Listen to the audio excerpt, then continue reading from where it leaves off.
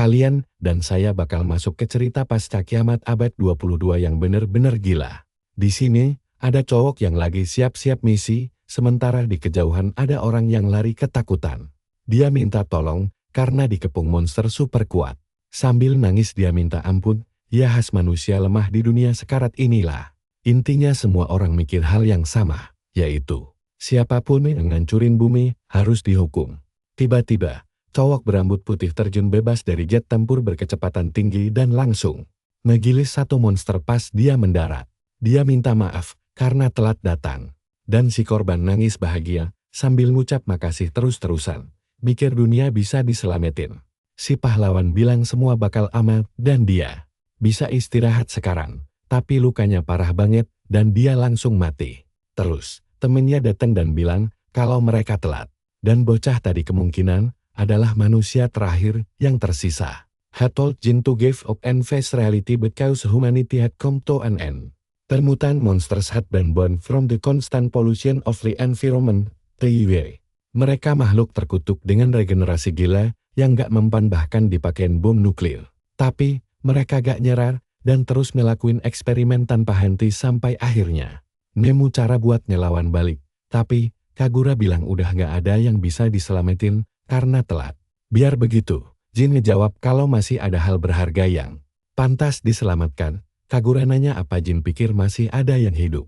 Dan Jin ngejawab mungkin, bukan sekarang, tapi nanti. Dia ingat mesin nano ciptaannya dan nanya apa. Alat itu bisa benerin lingkungan juga. Kagura ngeyain, soalnya selain matiin regenerasi monster, mesin nano itu juga perlahan memulihkan bumi kita. Jin pun langsung yakin kalau suatu hari dunia bakal indah lagi dan peradaban baru bakal tumbuh.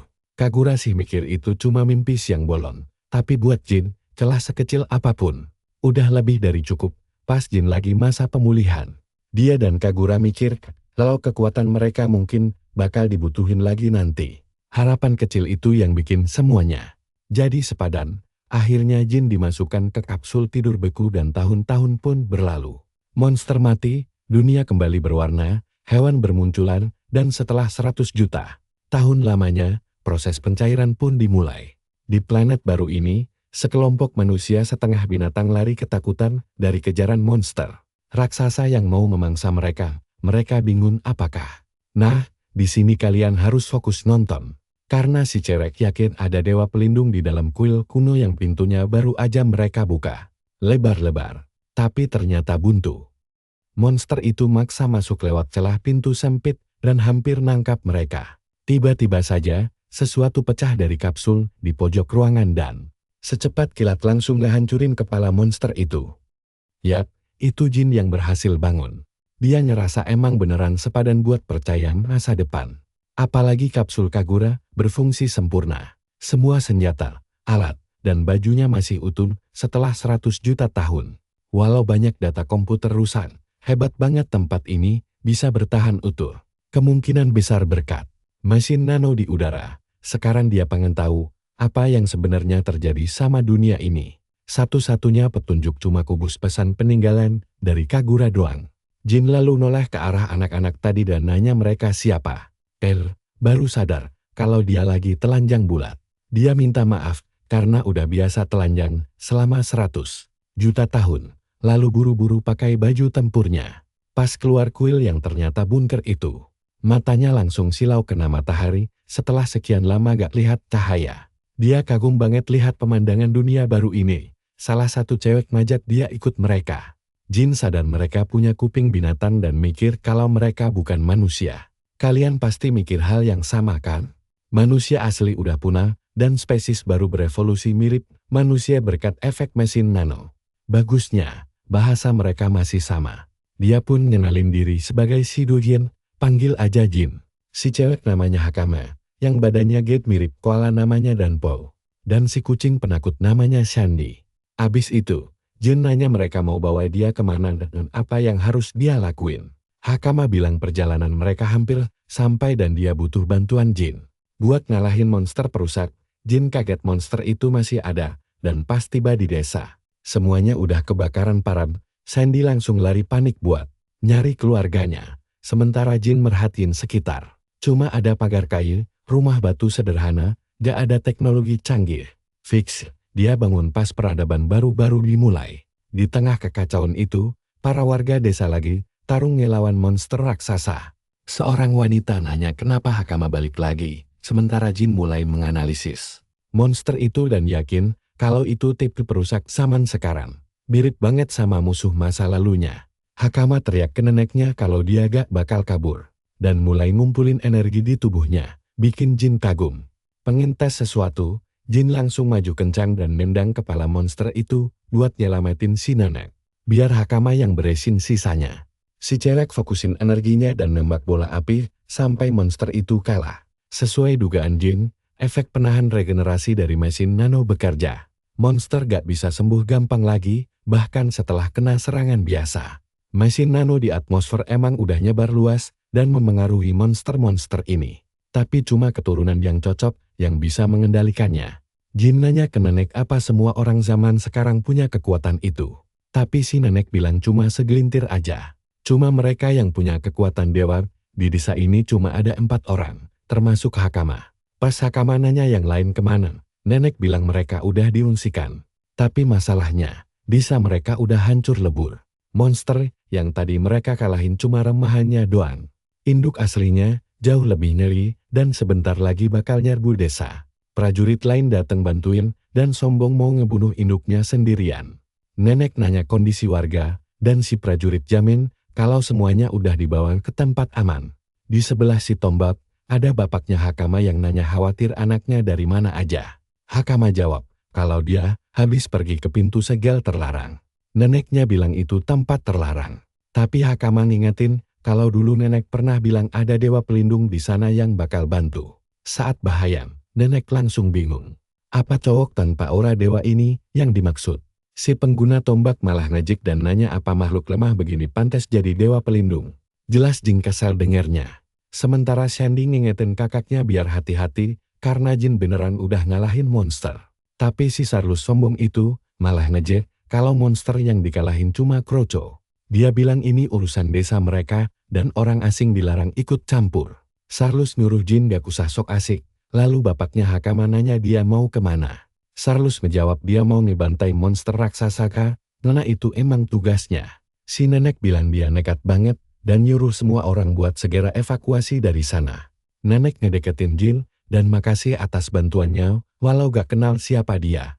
Dia minta tolong Jin bawa anak-anak ke tempat aman selagi dia pergi bantu Sarlus. Biarpun nyawa taruhannya, tapi jelas Jin nolak tawaran itu. Dia punya harga diri tinggi dan gak bakal sudi kabur setelah dibilang ras rendahan sama si sombong. Sarlus dengan sombongnya maju, tanpa takut biar dicap pahlawan negara. Dan percaya deh, kalian dan saya bakal nakak nonton aksi sok jagoannya pas monster itu nyerang. Pertama kali, kalian harus tonton ini, si tombak Sarlus langsung adu mekanik lawan monster yang manggil. Sekumpulan larva, tapi dia babat habis dengan mudah, sebelum akhirnya langsung ngepret muka si monster sampai menjerit kesakitan. Sayangnya lukanya langsung menutup dalam hitungan detik gara-gara regenerasi instan. Si monster pun langsung ngebalas pakai cakar mau ke arah Sarlus. Untungnya Jin tiba-tiba muncul bawa tameng buat menahan serangan itu. Sambil nanya apa dia ama. Begitu anak-anak monster lain muncul mau menyergap Sarlus. Jin cuma menjentikkan jarinya sekali dan magdrive. 2 serangan tajam langsung menembus dan menewaskan monster-monster kecil itu. Sontak warga desa langsung melongo keheranan. Gila saja, cuma pakai 1 tangan, Jin bisa menahan hantaman raksasa si monster. Walau dia sendiri sempat curhat, kalau serangannya mulai kerasa agak berat juga, dia pun menyuruh semua orang buat mundur dulu, lalu buru-buru menyelamatkan Sarlus dari serangan berikutnya. Jin menjelaskan, kalau asal serang saja, tidak mempan, karena si monster bakal terus pulih. Jadi, biar tidak regenerasi terus. Mereka butuh mesin nano penghambat regenerasi, yang warga lokal sebut sebagai kekuatan dewa. Jin mengakui tusukan tombak Sarlus tadi sebenarnya lumayan oke, tapi kurang dalam buat menghentikan pemulihan monster itu. Melihat kehebatan itu, Sarlus nanya apa Jin ini benar-benar dewa pelindung mereka. Jin cuma menjawab, kalau dia sendiri tidak ingat pernah jadi dewa. Meski begitu, ada satu hal penting yang mau dia luruskan, guys. Jin bertanya apa monster ini masalah utama desa mereka. Dan saat Charles mengiyakan sambil sok jago bilang mau membereskannya sendiri, Jin langsung meralatnya dan berkata kalau ini adalah masalah miliknya. Si monster pun mencoba menyerang Jin memakai tentakel raksasanya. Tapi Jin dengan santai menghindari semua cambukan sambil berpikir cara melumpuhkannya. Memanfaatkan mesin nano miliknya, dia membekukan tentakel itu di udara layaknya mengubah air menjadi es padat. Jin menegaskan kalau monster-monster mengerikan itu lahir akibat ulah generasinya dulu.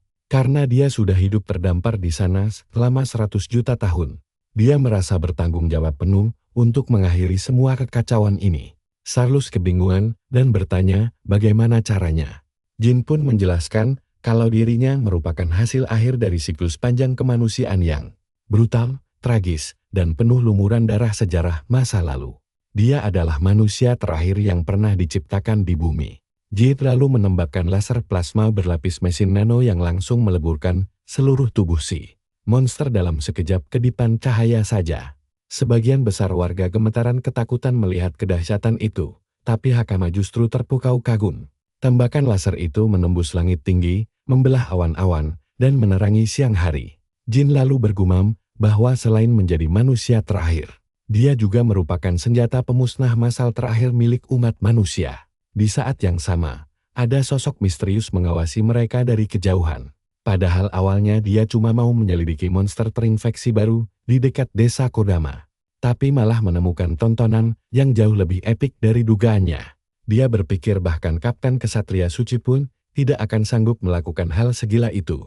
Sehingga dia memutuskan segera pulang untuk melapor ke Kapten Kerajaan. Saat malam tiba, Jin mulai mengotak-atik kubus pesan peninggalan Kagura. Rekaman video itu dimulai dengan ucapan pembuka klis. Kalau Jin mendengar pesan ini, artinya Kagura sudah tiada di dunia.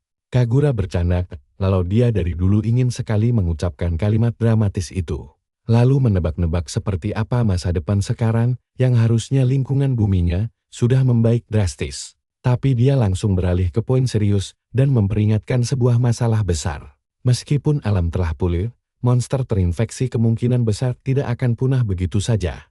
Kagura menjelaskan bahwa sekitar 1000 tahun setelah masuk ke tabung pembaku, dia mulai menyadari ada yang tidak beres dengan kondisi air. Dia sengaja bangun dan tidur berulang kali demi mengamati perubahan bumi. Seiring membaiknya ekosistem, jumlah monster memang menyusut. Tapi dia menyadari ancaman yang jauh lebih ngeri. Monster-monster terinfeksi itu ternyata berevolusi mengikuti perkembangan alam. Dia sendiri tidak tahu pasti bagaimana prosesnya. Tapi yang jelas mereka bakal jadi makin mematikan. Kagura cuma bisa membantu makhluk hidup baru mengembangkan cara bertarung, sekaligus menyisakan sedikit energi yang sudah disiapkan untuk Jin. Saat merogoh kantongnya, Jin menemukan sebuah alat suntik berisi mesin nano. Begitu menyuntikkannya, tubuh Jin langsung mengalami modifikasi biologis. Kagura menjelaskan kalau kekuatan ini cuma bisa dipakai oleh Jin karena tingkat kecocokannya dengan mesin nano mencapai 100%. Apalagi dia memang diciptakan dari komponen itu. Berkat kekuatan baru ini, Jin kini bisa memunculkan sebilah pisau tajam langsung dari telapak tangannya.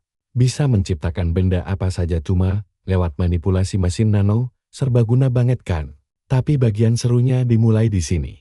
Kagura ternyata juga menyebarkan berbagai perlengkapan tempur di laboratorium rahasia di seluruh penjuru dunia, sengaja dipisah agar tidak hancur sekaligus jika diserang musuh.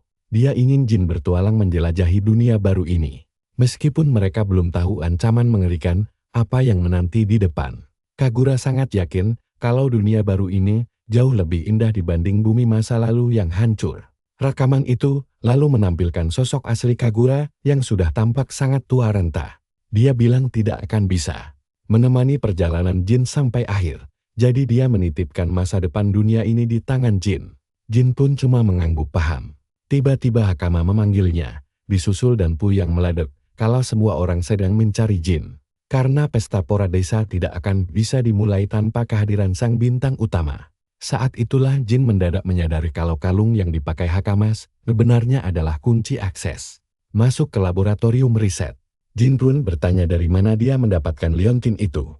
Dan Hakama menceritakan kalau dulu sekali ada sosok hebat yang mempercayakannya pada leluhur.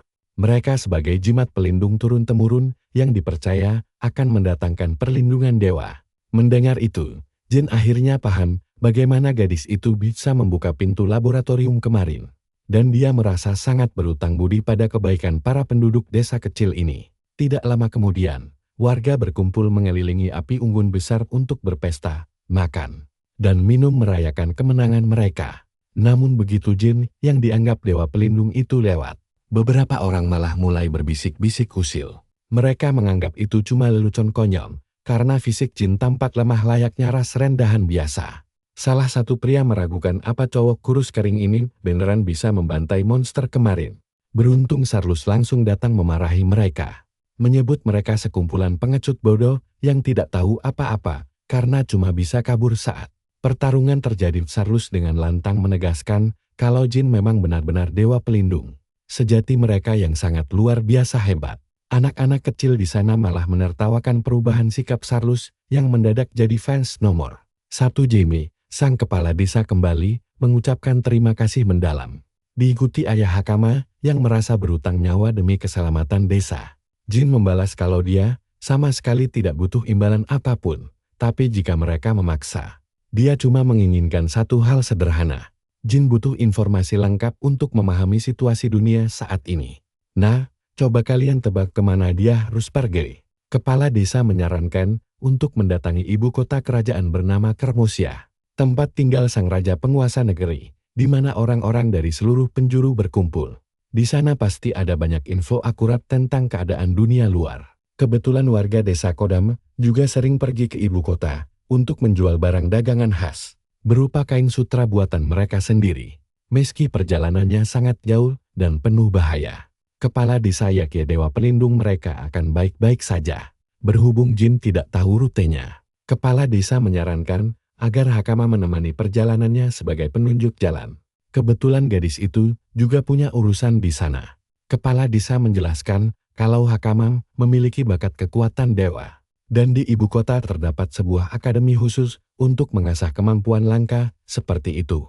Pendaftaran Hakama sempat tertunda akibat serangan monster kemarin. Tapi sekarang waktu yang tepat untuk mendaftar sekalian jalan bersama Jin. Jin merasa cukup heran mendengarkan fakta kalau sekolah modern ternyata sudah ada lagi. Tiba-tiba Sarlus nimbrung dan bersikeras kalau dialah pemandu yang paling cocok buat dewa pelindung. Mereka, kepala desa langsung menyela kalau Sarlus tidak punya urusan apa-apa di sana. Namun Sarlus membantah kencang kalau dirinya ingin mendaftar masuk ke jajaran kesatria suci. Namun kepala desa mengingatkan kalau tanpa ijazah akademi, dia tidak akan bisa diterima. Sarlus pun protes tidak terima. Sementara Jin berkomentar kalau kekuatan dewa memang langka.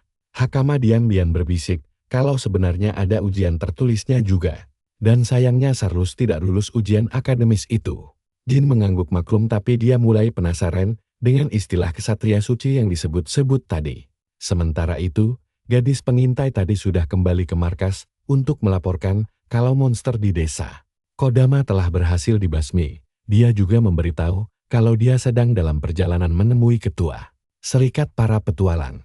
Kesatria itu merasa janggal, karena setahunya cuma kesatria suci yang bisa membunuh monster sekuat itu. Wah, sepertinya kalian dan saya harus bersiap melihat kekacauan baru saat dia memutuskan pergi. Menyelidikinya langsung. Kalian dan saya akan menyaksikan kejutan besar saat monster itu ternyata sudah mati. Si pembawa pesan mengira ini kebetulan, tanpa sadar ada anak monster di belakangnya. Untunglah, sang ksatria langsung menebas. Makhluk itu jadi dua bagian dalam sekali tebas. Dia bergumam kalau rumornya benar, ini bakal sangat menarik. Ksatria itu penasaran siapa yang mengalahkan monster besar tersebut.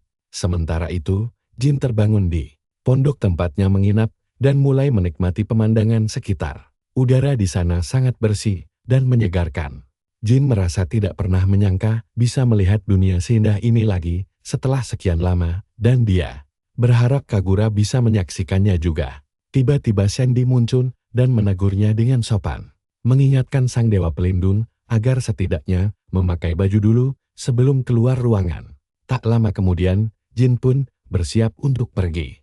Tetua meminta Hakama menjalankan tugasnya sebagai pemandu dengan baik. Sarla terlihat cemberut karena merasa bisa belajar banyak jika berada dekat dengan sang dewa pelindung, namun tetua tetap bersikeras, dia harus belajar. Jin menenangkan Sarla dengan berkata bahwa gerakannya sudah cukup bagus dan dia akan menunggunya di ibu kota. Mendengar hal itu, pemuda tersebut langsung menjawab dengan sangat bersemangat kalau dia akan berusaha keras. Ayah Hakama berpesan agar mereka menjaga putrinya dan berhati-hati selama perjalanan. Saat mereka mulai melangkah, Jin disuguhi pemandangan alam yang luar biasa indahnya. Sepanjang jalan, perjalanan mereka sangat panjang, melewati senja yang memukau dan ekosistem yang beragam. Saat malam tiba di perkemahan, Jin bertanya berapa lama perjalanan ke ibu kota. Hakama menjawab butuh sekitar 4 hari berjalan kaki. Gadis itu juga penasaran kenapa Jin sangat ingin tahu tentang dunia ini. Jin hanya tersenyum dan menjawab itu rahasia. Sebenarnya Jin tahu kalau monster tercemar belum punah. Tapi teorinya, mereka hanya bisa hidup di lingkungan yang sangat tercemar. Anehnya, danau tempat mereka bertarung kemarin justru sangat bersih, berbeda dari dugaannya. Hakama yang menyadari raut wajah Jin langsung bertanya kenapa dia terlihat sangat cemas. Jin beralasan itu bukan apa-apa, hanya lamunan belaka. Namun dalam hati dia lega, karena dunia ini belum sepenuhnya dikuasai monster tercemar. Kini, prioritas utamanya adalah memahami situasi yang terjadi.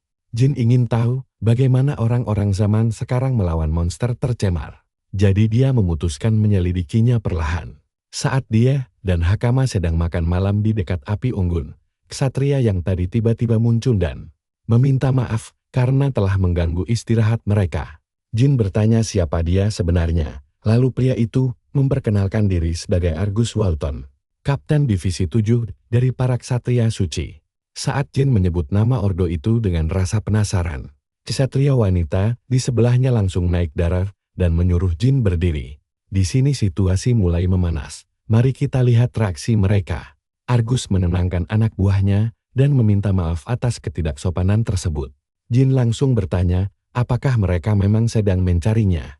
Argus membenarkan hal itu dan meminta maaf sekali lagi atas kelakuan anggotanya. Mereka hanya ingin menanyakan beberapa hal dasar, seperti asal dan tujuan perjalanan mereka. Hakama langsung menjawab dengan polos bahwa mereka berasal dari desa Kodama dan sedang melakukan perjalanan menuju ibu kota kerajaan. Ksatria wanita bernama Karina langsung menyela dan berkata dugaannya benar. Namun dia menekankan tidak ada catatan kelahiran untuk ras rendah di Kodama. Ini mengisyaratkan kalau Jin sekarang sedang berada dalam masalah besar. Jin merasa heran sekaligus kagum karena ternyata ada sistem catatan sipil. Membuktikan kerajaan ini cukup teratur. Argus kemudian memperhatikan pakaian Hakama dan menyebut kalau itu adalah produk khas dari desa Kodama.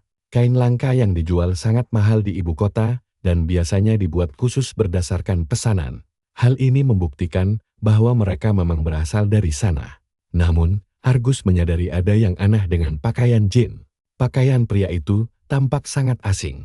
Terlebih lagi, akhir-akhir ini sering terjadi penyerangan bandit di sepanjang jalan menuju ibu kota, yang sering memanfaatkan anak-anak untuk memancing para korban yang lewat. Situasi mereka saat ini terlihat persis seperti jebakan bandit itu. Hakama langsung membela Jin dan berkata dia bukan orang jahat.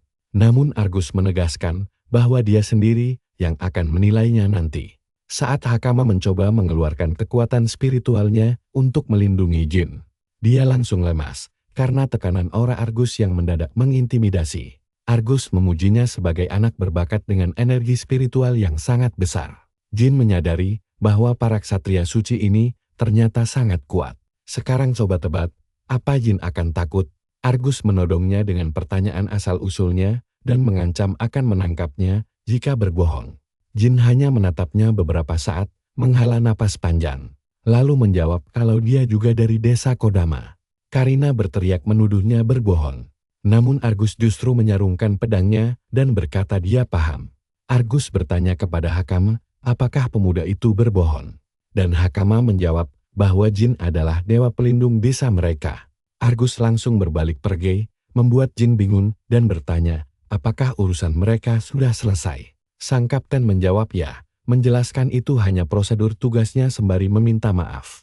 Karina memprotes keputusan kapten yang melepaskan mereka begitu saja. Namun Argus beralasan, karena tujuan mereka sama, mereka akan bertemu lagi. Jika mereka mendapat kesulitan di ibu kota, mereka bisa mencarinya sebagai bentuk penebus salah. Setelah pergi menjauh, Karina langsung mengeluh dan mempertanyakan keputusan kaptennya yang mundur. Di hadapan Rasrenda, mencurigakan. Argus hanya bergumam pelan mengenai siapa sebenarnya yang pantas disebut Rasrenda di sini. Ksatria wanita lainnya kemudian mengaku bahwa dia juga merasakan perbedaan kekuatan yang sangat mengerikan malam itu. Saat dia hendak mengayunkan pedangnya ke arah jin, tubuhnya tiba-tiba membeku bahkan sebelum sempat bergerak. Dia sama sekali tidak bisa memicu kekuatan spiritualnya sendiri. Seolah-olah seluruh energinya telah terkunci rapat. Dia mencoba memanggil para roh, namun tidak ada jawaban sama sekali. Ksatria lain juga mengonfirmasi mengalami hal serupa. Argus menjelaskan bahwa ini membuktikan adanya jurang perbedaan kekuatan yang sangat besar antara mereka. Mungkin hanya sang ketua agung para ksatria yang bisa menandingi kekuatan jin. Karina terkejut karena tidak menyadari hal itu sama sekali. Dan Argus memaklumi karena dia masih berstatus anggota baru di squad. Membahas tentang insiden monster tercemar di desa Kodama. Argus menyimpulkan kalau jin yang telah mengalahkannya. Karina langsung cemas dan bertanya, apakah bijak membiarkan pria berbahaya seperti itu berkeliaran bebas? Argus menanggapi meski identitasnya misterius, jin tidak terlihat seperti orang jahat. Walau begitu, dia akan tetap waspada. Mereka harus segera kembali ke ibu kota karena tidak boleh meninggalkan pos terlalu lama. Meskipun masalah monster tercemar ini bisa selesai dengan cepat, Argus juga berencana meminta bantuan Serikat Petualang untuk memberantas bandit di jalan raya. Di dalam hatinya, dia terus memikirkan sosok sang dewa pelindung. Dia berpikir, jika jin bersedia menjadi sekutu, dia akan menjadi bantuan yang luar biasa bagi kerajaan. Keesokan paginya, saat mereka melanjutkan perjalanan, jin berkomentar bahwa kejadian semalam terasa sangat menarik. Jin bertanya, apakah semua ksatria suci sekuat Argus? Hakama menjelaskan bahwa Argus adalah pengecualian. Di antara seluruh ksatria, hanya segelintir orang terpilih yang mendapatkan gelar paladin, termasuk Argus sendiri. Kemampuan seni spiritual paladin berada di tingkatan yang jauh berbeda. Jin yang penasaran langsung meminta penjelasan lebih mendalam mengenai sistem kekuatan tersebut. Karena dia sangat tertarik memahaminya. Hakama menjelaskan bahwa kekuatan yang dipinjam dari para ron disebut kekuatan ilahi. Sedangkan teknik bertarungnya dinamakan seni spiritual. Jin mulai berpikir bahwa nanomesin di zaman ini dianggap sebagai roh. Artinya, sains canggih dari masanya kini telah berubah menjadi elemen fantasi sihir. Jin mulai memahami logika dunia ini. Kemudian dia teringat perlakuan rasis dari Karina dan bertanya tentang istilah ras rendah. Jin menyadari ada banyak jenis manusia di era sekarang. Hakama mengiyakan hal itu dan menjelaskan bahwa beberapa ras memiliki bentuk fisik menyerupai ikan, sedangkan sebagian lainnya tampak seperti serangga. Berdasarkan cerita neneknya, dulu wilayah layak huni sangat terbatas sehingga 10 kelompok manusia harus beradaptasi di habitat yang berbeda demi bertahan hidup di berbagai ekosistem yang ekstrem. Jin berspekulasi apakah mereka adalah keturunan dari penyintas 100 juta tahun lalu yang berevolusi secara unik. Namun dia memutuskan untuk tidak terlalu memusingkan teori tersebut untuk saat ini. Dia lalu bertanya, apakah mereka yang gagal beradaptasi disebut ras rendah? Hakama membenarkan hal itu, karena fisik mereka jauh lebih lemah dalam berbagai situasi dibanding ras yang berhasil beradaptasi. Bahkan sebagian besar dari mereka akhirnya dijual sebagai budak belian. Jin membatin betapa mundurnya peradaban zaman ini karena perbudakan masih dipraktikkan. Hakama menambahkan bahwa diskriminasi semacam ini terasa sangat keliru bagi dirinya. Hakama merasa aneh melihat orang saling menindas hanya karena perbedaan fisik. Jin tersadar bahwa gadis ini sangat baik hati. Nah, perjalanan seru mereka baru saja dimulai, mari kita tunggu kelanjutannya nanti. Sini kumpul. Kalian bakal lihat kejadian Ana, di mana di tengah jalan tiba-tiba mereka melihat seorang gadis pingsan kelelahan tepat di depan mereka. Dia ambruk di kaki Jin yang sadar kalau dia manusia biasa dan penuh luka. Hakama langsung berlari menolong, sementara Jin berniat mengobatinya. Tapi si gadis mendadak bangun, menodongkan pisau ke leher Hakama, lalu mengancam mereka agar tidak bergerak sama sekali, Kalau tidak dia bakal membunuh si cewek. Jin langsung sadar kalau ini jebakan, yang berarti ada musuh lain di sekitar sana. Benar saja, dia sudah mendeteksi keberadaan seorang pria yang perlahan mendekat dengan kemampuan mengendap-endap tingkat tinggi. Pria itu memuji kerja bagus si gadis, karena sudah memancing mereka dengan sempurna. Jin langsung tahu kalau pria ini memakai teknologi kamuflase berbasis mesin nano di sekeliling tubuhnya. Alat itu memanipulasi tampilannya agar menyatu dengan lingkungan sekitar, membuatnya nyaris tak terlihat. Efek ini baru hilang kalau dia bergerak, dan pria itu menguasai teknik tersebut dengan sangat rapi. Bos bandit itu mengejek pakaian Jin yang terlalu mewah untuk ukuran ras rendahan. Dia bertanya dari negara mana Jin berasal, sambil menyuruhnya diam karena sebilah pedang sudah menempel erat di lehernya. Hakama sempat ingin memakai kekuatan duanya, tapi Jin melarangnya karena kekuatan itu tidak boleh dipakai untuk menyerang manusia biasa. Hakama pun paham, si bos lalu menyuruh mereka untuk menurut saja. Namun, si bos langsung tertarik saat menyadari kalau Hakama memiliki kekuatan dewa yang sangat melimpah. Salah satu anak buahnya iseng bertanya, apa dia boleh mencicipinya juga. Tapi dia malah langsung ditendang keras di bagian perut. Si bos memperingatkan anak buahnya agar hati-hati menjaga barang dagangan berharga mereka.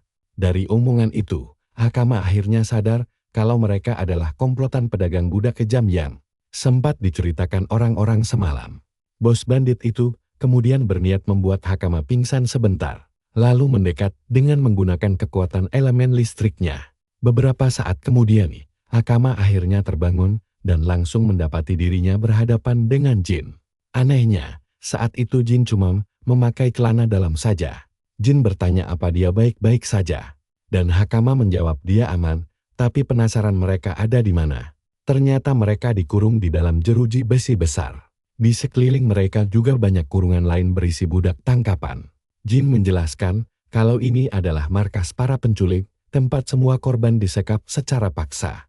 Hakama pun heran kenapa cuma Jin yang telanjang. Jin beralasan kalau baju mewahnya disita buat dijual karena kelihatan sangat langka dan mahal. Untung saja celana dalamnya masih disisakan. Hakama pun hanya bisa geleng-geleng kepala melihat situasi absurd ini. Nah, coba perhatikan bagian konyol ini. Si cewek heran kenapa dia bisa sesantai itu. Dan Jin malah menjawab kalau dia sudah biasa hidup tanpa busana. Maksud cewek itu bukan itu, tapi status mereka yang sekarang jadi budak. Hakama bertanya kenapa Jin tidak melawan saja, padahal dia bisa menang dengan mudah.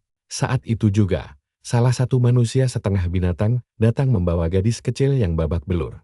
Tadi untuk mengantarkan makanan. Hakama merasa kesal karena mereka terjebak gara-gara dia. Tapi si bocah malah ketus dan bilang dia tidak butuh dikasihani. Jin sadar anak ini sebenarnya baik, karena penjahat asli tidak akan mau repot-repot bicara. Melihat hal itu, Jin memutuskan kalau ini saatnya beraksi. Hanya dengan tangan kosong, dia langsung menghancurkan jeruji besi penjara dengan mudah. Dia lalu menghampiri si bocah dan bilang kalau dia sengaja menunggunya. Jin menanyakan di mana sandera lainnya disembunyikan agar bisa diselamatkan. Bocah itu kaget dan bertanya bagaimana Jin bisa tahu hal itu. Yang dijawab santai kalau itu cuma tebakan saja dengan mesin nano. Jin lalu mengobati seluruh luka di tubuhnya. Jin menjelaskan kalau penjahat biasa pun tidak akan tega menyiksa komplotannya sendiri sampai separah itu. Jadi, sudah jelas kalau dia bukan bagian dari mereka, melainkan budak yang terpaksa menurut. Gadis kecil itu tampak sangat gugup, tapi akhirnya dia mengaku kalau adik laki-lakinya disandera oleh para bandit itu. Dia terpaksa mematuhi semua perintah mereka demi memastikan keselamatan sang adik tercinta. Para bandit mengancam akan memisahkan mereka selamanya jika dia berani membangkang. Kedua orang tua mereka bahkan sudah dibunuh oleh kelompok kejam ini. Jadi dia harus bertahan hidup demi melindungi satu-satunya keluarga yang tersisa. Jin langsung geram mendengarnya dan menganggap para bandit itu sampah. Hakama pun bertanya, apakah Jin sengaja membiarkan dirinya ditangkap hanya demi menyelamatkan bocah. Ini yang langsung diiyakan sebagai bagian dari strateginya. Kalian tahu kan, penjahat itu kayak noda minyak yang susah hilang. Kalau dibiarkan lolos satu saja, pasti bakal balik bikin onar lagi. Makanya, Jin sengaja datang ke markas mereka buat menyapu bersih semuanya sekaligus. Dia langsung menaiki tangga, mendobrak pintu depan, dan langsung menghantam satu penjaga hingga pingsan seketika. Jin bertekad untuk mencabut kejahatan ini sampai ke akar-akarnya. Baginya, penjahat memang harus dimusnahkan tanpa sisa. Jin sendiri sangat memahami dunia kriminal lebih baik dari siapapun. 100 juta tahun lalu di zaman modern, dia hanyalah anak jalanan biasa yang menganggap konsep keadilan itu tidak pernah ada. Namun seiring berjalannya waktu, dia sadar kalau dunia yang selalu berisik soal keadilan itu sebenarnya cuma berisi tumpukan sampah. Dia bahkan sempat menjadi buronan karena alasan konyol yang sama sekali tidak masuk akal baginya. Padahal, dia hanya ingin menjalani kehidupan normal yang tenang. Sayangnya, lingkungan tempatnya tumbuh tidak pernah mengizinkan hal itu terwujud. Memaksanya untuk terus bertarung demi bertahan hidup dari kejaran para pembunuh. Para pembunuh bayaran pun gagal menghabisinya. Dan Jin menghabiskan waktunya untuk menumbangkan siapa saja yang berani mengusik ketenangannya. Sampai akhirnya, ada seseorang yang peduli dan mengulurkan tangan hangat kepadanya. Sosok itu adalah Dr. Kagura yang menyebut Jin lahir di era atau dunia yang salah. Kembali ke markas, setelah melumpuhkan penjaga pertama, Jin menyeret tubuhnya sepanjang koridor sebagai umpan pemancing musuh. Siasat itu berhasil menarik perhatian penjaga lain, memudahkan Jin untuk membantai mereka satu persatu. Begitu sampai di ruangan utama, dia melayangkan pukulan maut ke arah para pengawal berbaju besi tanpa ampun. Mereka bahkan tidak sempat bertahan sama sekali. Di ruang bawah tanah, para budak hanya bisa mendengar teriakan histeris kesakitan yang menggema. Si gadis kecil penasaran siapa sebenarnya sosok Jin itu. Hakama dengan bangga menjawab kalau Jin itu bagaikan dewa penyelamat sejati. Sesuai instruksi Jin, mereka semua harus segera bersiap melarikan diri sekarang juga. Namun, gadis kecil itu masih ragu apakah mereka bisa selamat. Sebab, bos penjahat itu punya kekuatan dewa yang sangat besar. Dan dia sangsi Jin bisa menang sendirian. Tapi selagi dia sibuk cemas, Jin ternyata sudah mendobrak masuk ke dalam ruangan sang ketua. Melihat Jin menerobos masuk, si bos bandit panik dan bertanya apakah dia ke sini untuk membeli. Budak juga bahkan menawarkannya secara gratis. Jin yang baru selesai membereskan para kroto langsung menatapnya tajam. Jin dengan dingin bertanya, apakah ocahannya sudah selesai? Si bos mulai gemetar kebingungan, memikirkan jenis kekuatan apa yang dimiliki pria telanjang dada. Ini, Jin malah tersenyum tipis melihat musuh di depannya. Jin mengejeknya sebagai penjahat kelas Terry. Karena penjahat kelas kakap pasti sudah kabur sejak tadi. Tip pengecut yang suka meremehkan lawan, merasa di atas angin. Tapi langsung memohon ampun saat terpojok.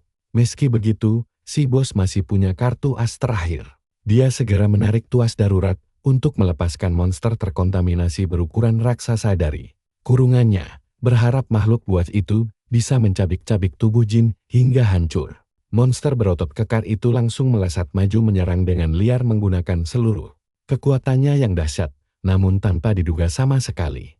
Jin menahan hantaman keras itu hanya dengan kedua tangan kosongnya. Jin bergumam kalau dia memang terlahir dengan kondisi fisik manusia super. Berdasarkan penjelasan dokter, dia memiliki serat otot yang jauh lebih padat dari manusia biasa. Jadi menghadapi monster ini bukanlah masalah besar. Tanpa ragu sedikit pun, Jin mengerahkan kekuatan dewanya dan langsung melenyapkan monster malang itu hingga menjadi abu dalam sekejap. Melihat pemandangan mengerikan itu, si bos bandit langsung syok setengah mati. Dia tidak menyangka kalau musuhnya juga pengguna kekuatan dewa. Jin berkata dengan santai bahwa sekarang adalah giliran sang bos untuk dibereskan. Pria itu mencoba bersujud meminta ampun, tapi Jin tidak memberi celah sedikit pun. Jin menghajar pedagang budak itu sampai babak belur tak berdaya. Setelah mengambil kembali pakaian mewahnya yang sangat berharga itu, Jin bergegas kembali ke tempat kurungan anak-anak untuk membebaskan mereka semua. Dia meminta maaf karena datang terlambat dan berjanji akan menyelamatkan mereka. Namun sebelum pergi, Jin memutuskan untuk memeriksa tumpukan dokumen rahasia di meja kerja si bos. Sebagai bukti kejahatan mereka, saat membuka salah satu laci meja, dia menemukan sebuah dokumen yang sangat mencurigakan. Sialnya, Jin sama sekali tidak bisa membaca tulisan asing tersebut karena menggunakan bahasa dunia. Ini yang belum dia kuasai. Gila kan sekarang, kita bikin penasaran saja. Apa sebenarnya rencana mereka menculik monster terkontaminasi itu? Kalian harus dengar ini, monster aneh begini jelas bukan cuma buat nakutin budak biasa. Jadi, Jin langsung pakai mesin nanonya buat menganalisis makhluk itu. Dengan kekuatan itu, dia bisa melihat apa saja, bahkan jejak masa lalu dari sebuah benda. Saat analisisnya makin mendalam, dia malah melihat ingatan bos budak yang lagi bicara dengan atasannya. Di penglihatan itu, si bos bertanya apa rencana mereka setelah berhasil menangkap monster korup itu. Orang misterius itu malah menjawab kalau itu bukan urusannya. Tapi sempat keceplosan kalau hal menarik bakal segera terjadi di negara ini. Jin pun langsung sadar kalau ini bagian dari rencana yang jauh lebih besar daripada sekadar jualan budak. Tidak lama kemudian, para penjaga datang. Mereka langsung mengamankan para budak dan menangkap para tentara bayaran. Gadis yang ditolong Jin akhirnya bisa bertemu adik laki-lakinya yang disekap di ruang kerja bos. Dia berterima kasih sampai menyebut Jin sebagai dewa, tapi Jin cuma merespons santai kalau dia bukan dewa dan si gadis tidak perlu cemas. Jin lalu bertanya ke Hakama apakah para penjaga itu pasukan wilayah setempat. Hakama menjelaskan kalau mereka bukan dari sana, melainkan anggota Gilda, sambil menunjuk pria berjas dengan tanduk domba yang merupakan ketua mereka. Pria itu mendekati Jin dan memperkenalkan dirinya sebagai Padrek, pemimpin Gilda tersebut, dan mengucapkan terima kasih atas bantuannya. Padrek sangat kagum karena Jin sama sekali tidak terluka setelah melawan banyak penjahat sendirian. Padahal berasal dari ras rendah, tapi kekuatannya sangat luar biasa. Padrek bilang kalau ini bukan pertama kalinya mereka menangkap sindikat seperti ini. Karena kasus serupa sudah menyebar di berbagai sudut negara, Jin pun penasaran apakah penguasa wilayah setempat tidak tertarik buat menangkap para bajingan ini. Padrek malah tertawa dan bilang kalau penguasa lokal tidak punya wewenang sebesar itu. Yang berhak menangani kriminalitas adalah pihak Gilda yang setia pada raja. Bahkan, kalau sang penguasa sendiri yang berbuat kriminal, Gilda tetap akan menangkapnya. Jin membayangkan ini mirip seperti wali kota versus kepolisian di dunianya dulu. Nah, disinilah insting detektif kita mulai diuji. Mengingat sosok di penglihatannya, Jin menyerahkan semua bukti penting dari ruangan bos ke Padrek agar pelaku lain bisa dilacak. Dia juga bertanya, apakah nama penguasa lokal tertulis di sana? Padrek menjawab, kalau ucapannya tadi cuma bercanda, dan nama sang penguasa tentu saja tidak ada di sana. Jin menduga seseorang telah menghapus semua bukti yang memberatkan. Tidak ada yang bisa membuktikan keterlibatan sang penguasa. Mungkin hanya Jin yang tahu kebenarannya. Setelah itu, Jin bertanya, bagaimana nasib para budak yang diselamatkan itu? Padrek menjelaskan kalau Gilda akan bertanggung jawab untuk mengawal, menyelidiki asal-usul mereka, dan berusaha memulangkan mereka semua ke tempat asal mereka. Tapi kalau tidak punya rumah, Gilda tidak bisa berbuat banyak. Jin tahu kalau kakak beradik itu sudah kehilangan orang tua dan sebatang kara. Jadi dia bertanya apakah ada panti asuhan terdekat. Padrek menjawab tidak ada. Mereka bisa saja dicarikan pekerjaan, tapi umur mereka terlalu muda. Terlebih karena berasal dari ras rendah, tidak semua orang mau mempekerjakan mereka. Jin berpikir kalau diskriminasi semacam itu ternyata juga ada di sini. Karena sangat ingin menolong anak-anak itu. Sebuah ide muncul dan Jin bertanya, apakah mereka mau jika dicarikan tempat kerja? Gadis itu langsung mengangguk cepat dan bertanya, apakah Jin punya ide? Jin mengiyakan karena dia langsung teringat pada Argus, sang ksatria. Dia tahu satu tempat yang bakal sangat cocok untuk mereka. Sementara itu, Argus yang sedang dalam perjalanan pulang ke ibu kota mendadak merinding, seolah sedang dibicarakan seseorang. Dia memuji kerja keras pasukannya, lalu membubarkan mereka saat tiba di kediamannya. Dia disambut oleh para pelayan dan kepala pelayan. Argus bertanya pada kepala pelayannya, apakah semua baik-baik saja? Karena dia merasakan ada atmosfer yang sangat tegang. Pelayan itu tidak ingin mengganggu Argus yang lelah, tapi dia membisikkan sebuah laporan penting ke telinganya. Argus berterima kasih dan langsung menyadari kalau situasi saat ini jauh lebih gawat. Monster korup mulai bermunculan di ibu kota di siang bolong. Dia tidak tahu dari mana asal mereka, tapi dia yakin ada dalang yang mengendalikan semua ini dari balik layar. Coba kalian pikir, Baginya tempat paling mencurigakan justru Akademi Harness yang katanya netral. Dia benar-benar butuh sekutu hebat secepat mungkin untuk menghadapi misteri ini. 3 hari setelah kasus perdagangan budak selesai, Jin, Hakama, dan kedua bersaudara itu melanjutkan perjalanan. Si adik perempuan bertanya, apakah benar-benar ada pekerjaan untuknya di ibu kota? Jin menjawab, kalau dia bisa membaca, menulis, dan punya dasar matematika, jadi pasti ada lowongan. Hakama lalu menyuruhnya melihat ke depan. Akhirnya, gerbang ibu kota kerajaan terlihat. Jin sangat kagum melihat kemegahannya yang luar biasa luas. Saat matahari terbenam, kota itu masih terasa sangat hidup. Orang-orang berlalu lalang tanpa henti meskipun hari sudah mulai gelap gulita. Hakama menjelaskan kalau hampir semua barang di sini diimpor, jadi apa saja bisa ditemukan, termasuk pakaian khas Kodama. Jin merasa hal ini sangat menarik. Dia melihat berbagai ras keturunan manusia berjalan di jalanan, berkumpul menciptakan peradaban besar yang harmonis. Masing-masing berkembang dengan cara mereka sendiri yang unik. Jalanan terlihat bersih, anak-anak tampak ceria, dan keamanan kota terasa sangat terjamin. Tapi dia sadar setiap zaman pasti punya sisi gelapnya. Di sudut jalan, dia melihat sekumpulan budak digiring pergi, dan pemandangan itu membuatnya tidak nyaman. Dia bertanya pada Hakama kapan ujian masuk akademi diadakan. Hakama menjawab 1 minggu lagi. Jadi Jin merasa masih punya waktu luang untuk menjelajahi kota ini terlebih dahulu. Seorang gadis berambut pirang yang menguping pembicaraan mereka merasa terkejut. Tidak menyangka anak kecil dari ras rendah berniat masuk Akademi Harness. Setelah tiba di penginapan, anak-anak langsung melompat ke kasur dengan sangat gembira. Jin bergumam kalau akhirnya dia bisa tidur dengan nyenyak di tempat yang empuk.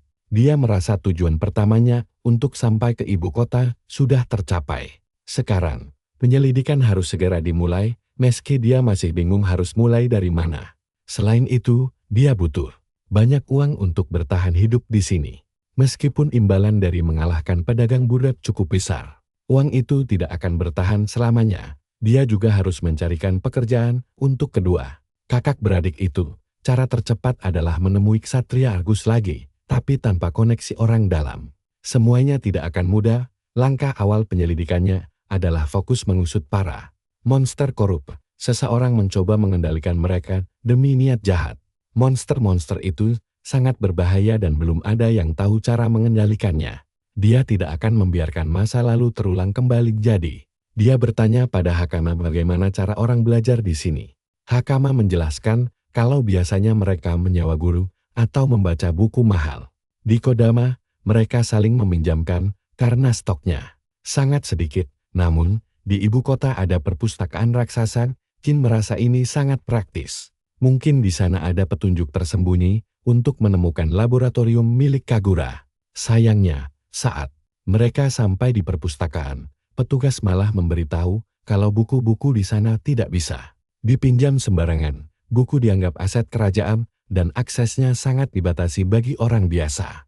Hanya murid berprestasi dari akademi, para sarjana, serta kaum bangsawan ibu kota saja yang boleh membacanya. Hakama menyindir kalau Jin sendiri bahkan belum lancar membaca huruf dunia ini. Jin tahu kalau belajar mengeja pelan-pelan dari Hakama bakal memakan waktu terlalu lama.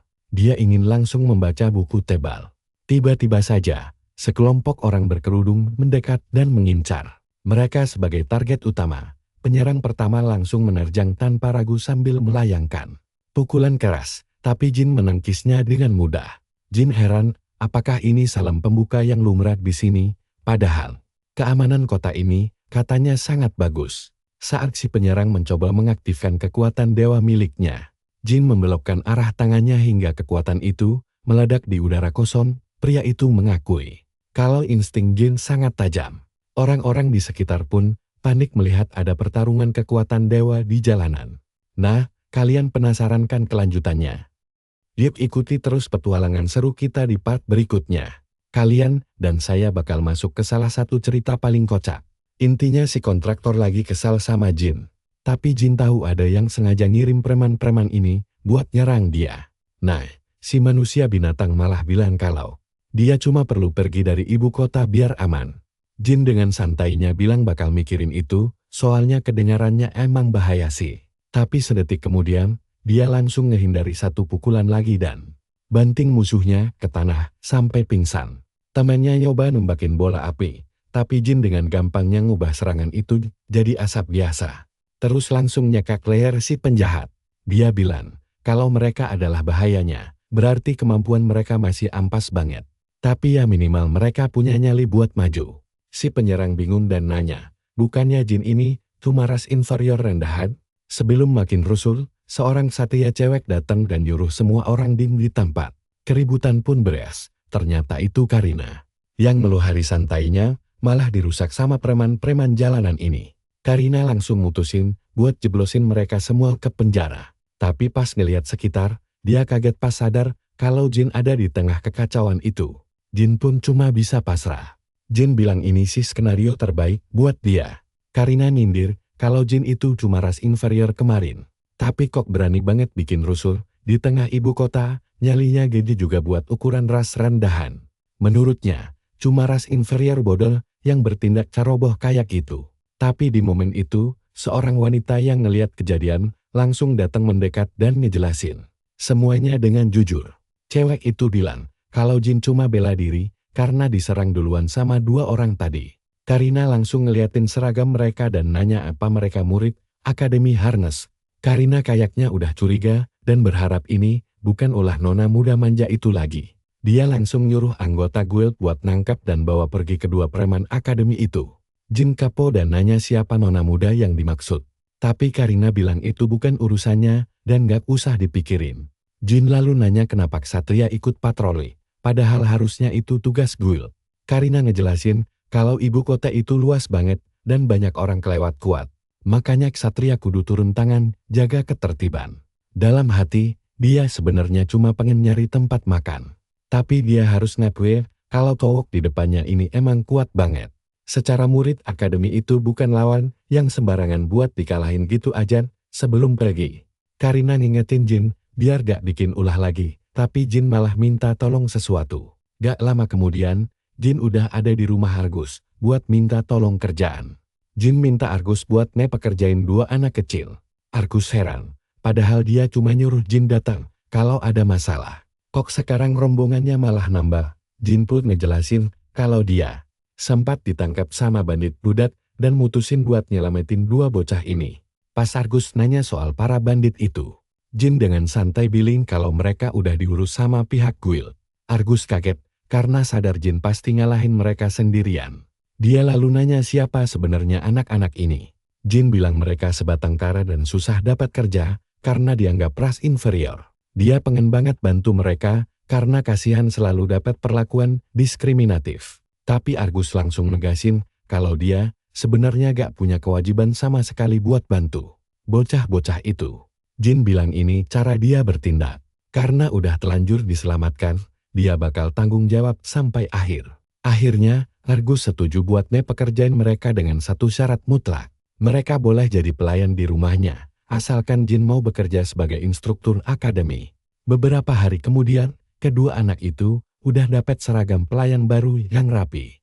Jin muji penampilan mereka yang kelihatan kes. Si anak cewek berterima kasih banget ke Argus. Tapi Argus bilang gak usah berlebihan, karena mereka emang bakal kerja keras di sini. Dia lalu minta kepala pelayan buat ngelatih mereka dengan baik, tanpa ada diskriminasi ras sama sekali. Pas lagi jalan santai di lorong rumah, Jin penasaran dan nanya alasan sebenarnya dia disuruh jadi instruktur.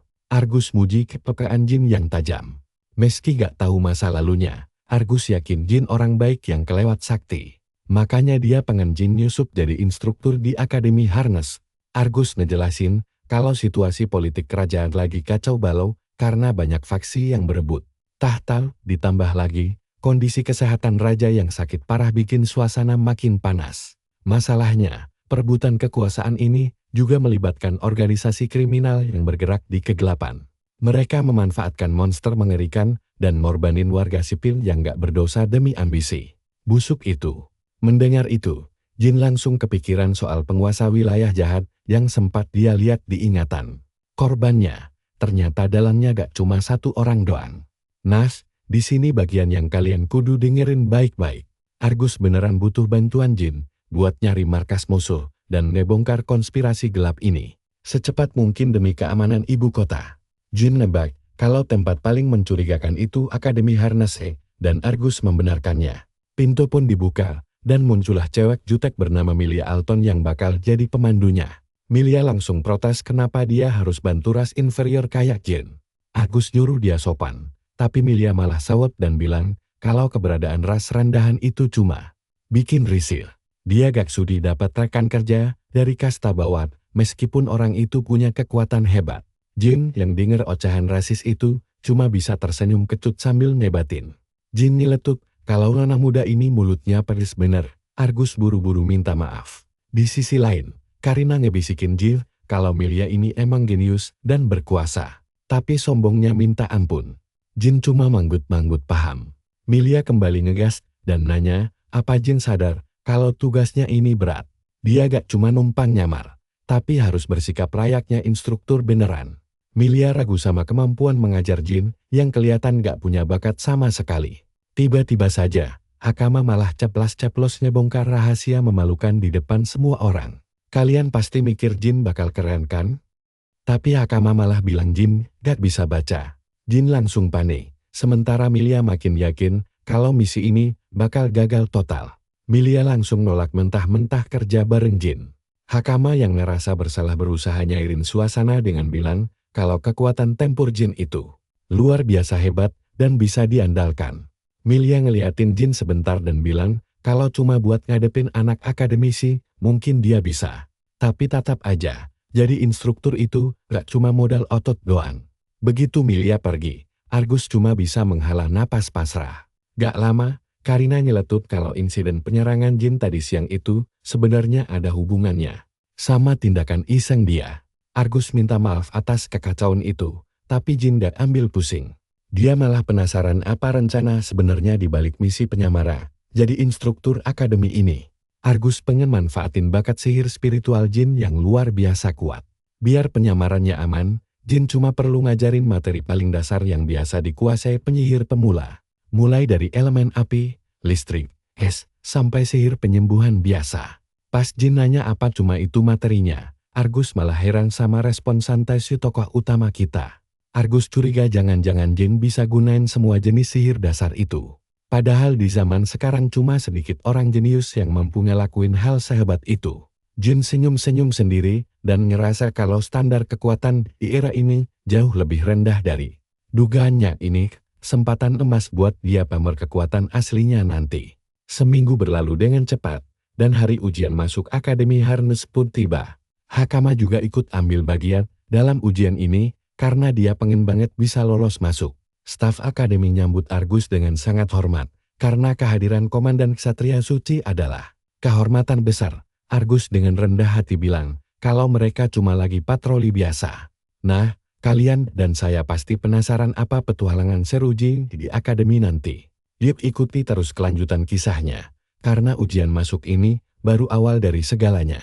Kawan, kalian harus bersiap untuk melihat awan dari kisah seorang ras rendahan yang bakal mengacak-acak Akademi Elit. Semuanya berawal saat unit 7 menunjuknya menjadi instruktur. Meski para staf ragu, karena dia cuma manusia biasa, mereka tetap membawanya menemui sang direktur yang sudah menunggu kedatangan mereka.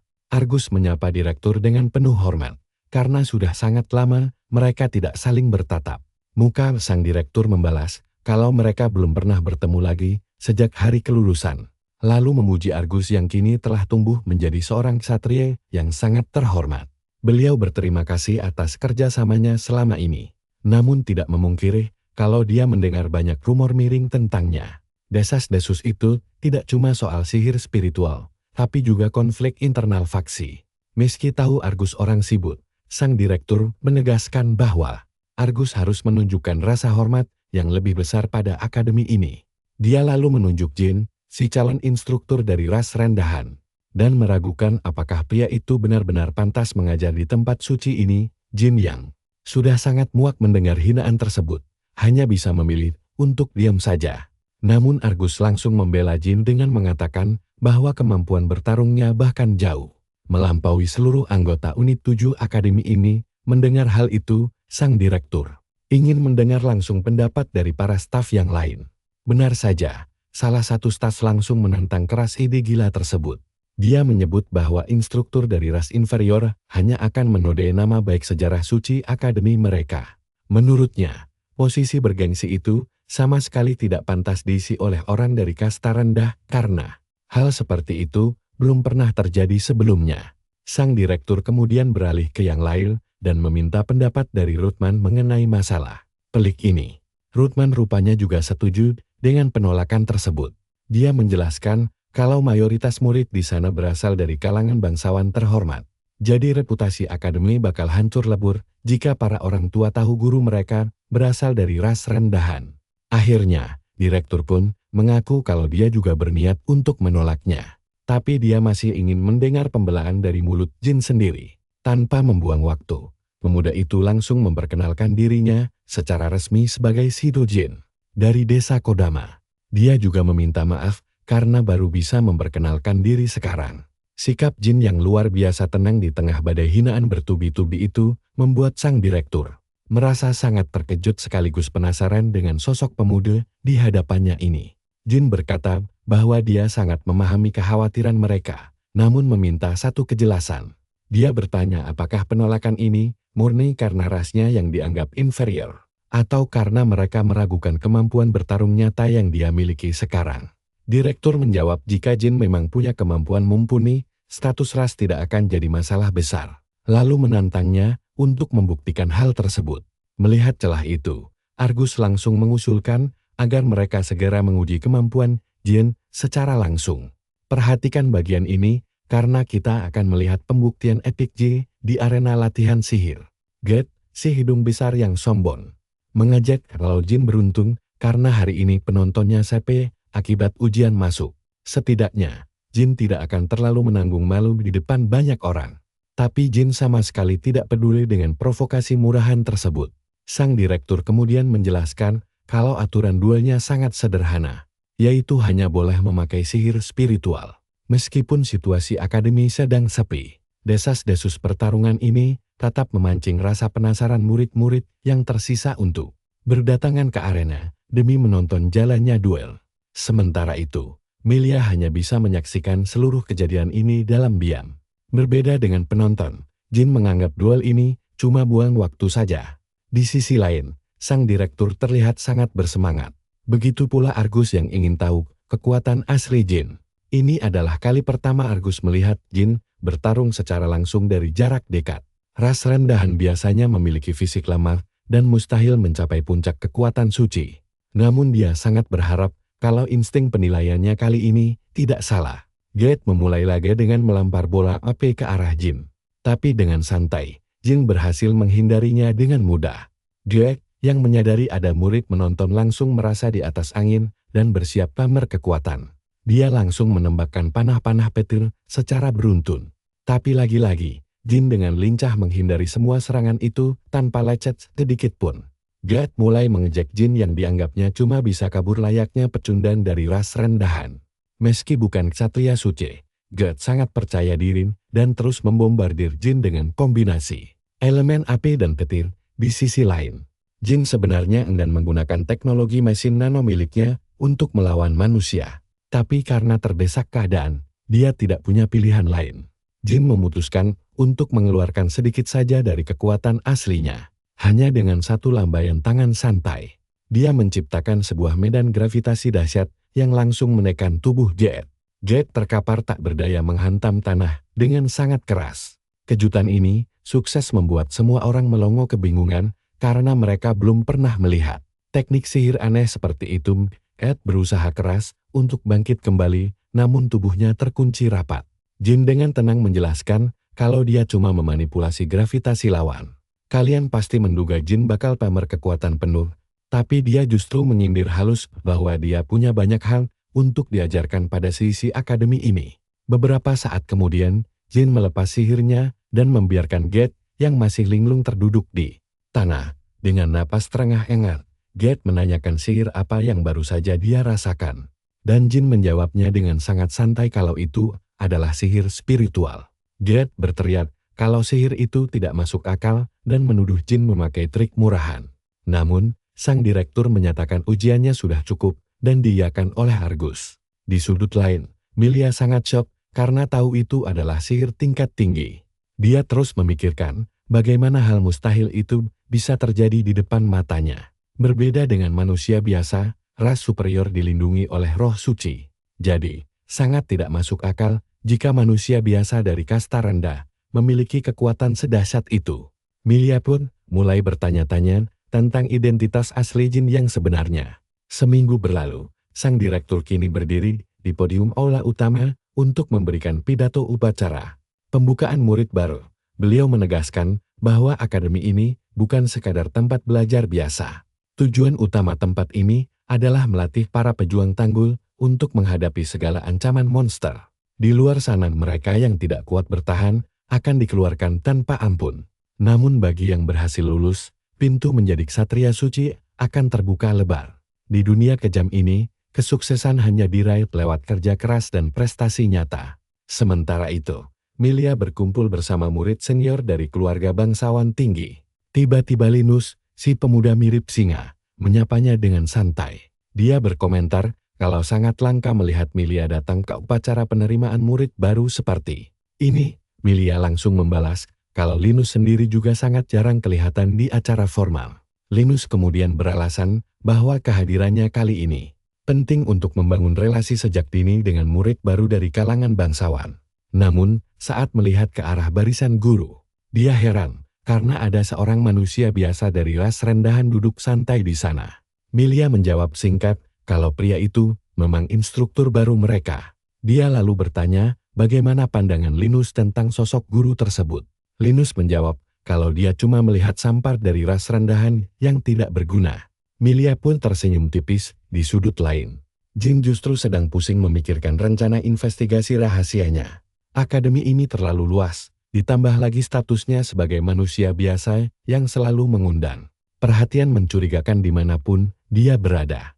Sejak menginjakkan kaki di sini, dia bisa merasakan tatapan sinis dari sekelilingnya. Tugas terberat pertamanya adalah mengubah pandangan buruk orang-orang tentang ras manusia rendahan.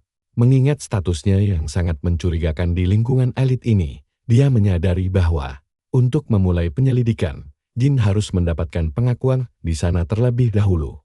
Beberapa waktu kemudian, Gate sudah berada di kelas dan mengumumkan kalau kelas dasar sihir spiritual untuk murid baru akan segera dimulai. Gate meminta para murid baru untuk fokus penuh karena kelas ini tergolong sebagai kelas elit. Setidaknya begitu kata orang-orang. Tapi dia kemudian menyindir mengapa jumlah murid yang datang sangat sedikit dan terkesan tidak punya gairah belajar. Milia yang duduk di bangku penonton tahu persis apa alasan dibalik sepinya kelas ini. Gate terus memprovokasi dengan berbisik kalau tidak ada murid waras yang mau diajar oleh manusia kasta rendah, lalu berencana menyebarkan rumor buruk lagi. Gate kemudian mempersilakan Jin untuk maju memperkenalkan diri ke depan kelas. Dengan langkah tenang, Jin memperkenalkan dirinya sebagai instruktur baru yang akan memandu mereka dalam mempelajari dasar-dasar sihir spiritual selama 1 semester ke depan. Tiba-tiba seorang murid bernama Lizardus berteriak lantang mempertanyakan kelayakan Jin sebagai guru mereka. Namun Jin langsung membalas dingin kalau murid tidak punya hak untuk menghakimi gurunya. Siapapun yang keberatan dipersilakan keluar detik ini juga.